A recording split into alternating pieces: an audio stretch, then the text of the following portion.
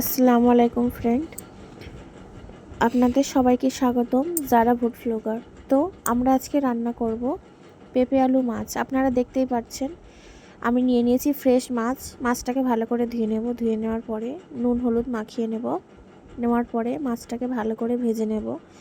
ভেজে নেওয়ার পরে আমরা চলে আসছি কাটাকুটি। তো আমি একটা ফ্রেশ পেঁপে নিয়ে নিয়েছি।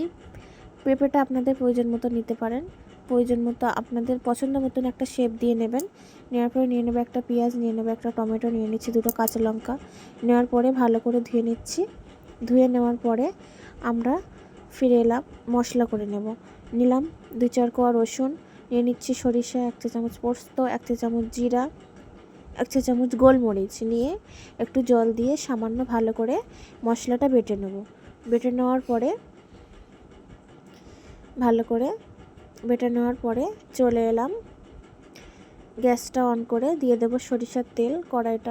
তেলটা গরম হলে দিয়ে দেব পেঁয়াজ কুচি দেওয়ার পরে দিয়ে দেব দুটো কাঁচা লঙ্কা কুচি দেওয়ার পরে দিয়ে দিচ্ছি পেঁপে আলু।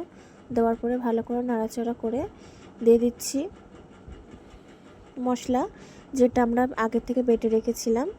সরিষা, জিরে, মরিচ, রসুন বাটাটা দিয়ে দেব। দেওয়ার পরে আমরা দিয়ে দেব হলুদের গুঁড়ো, দিয়ে দেব লঙ্কার গুঁড়ো। লঙ্কাটা আপনাদের স্বাদ মতো দিতে পারেন, আমি একটু পরিমাণটা কমই দিয়েছি।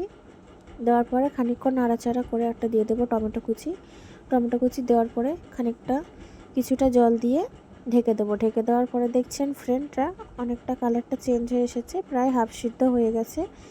তারপরে খানিকক্ষণ নাড়াচাড়া করে দিয়ে দেব মাছটা দেওয়ার পরে ঢাকা দিয়ে ফিরে এলাম 10 মিনিট পর। আমাদের রান্না প্রায় হয়ে গিয়েছে, দেখতে পাচ্ছেন। গরম গরম ভাতের সাথে পরিবেশন করুন পেঁপে আলু মাছ।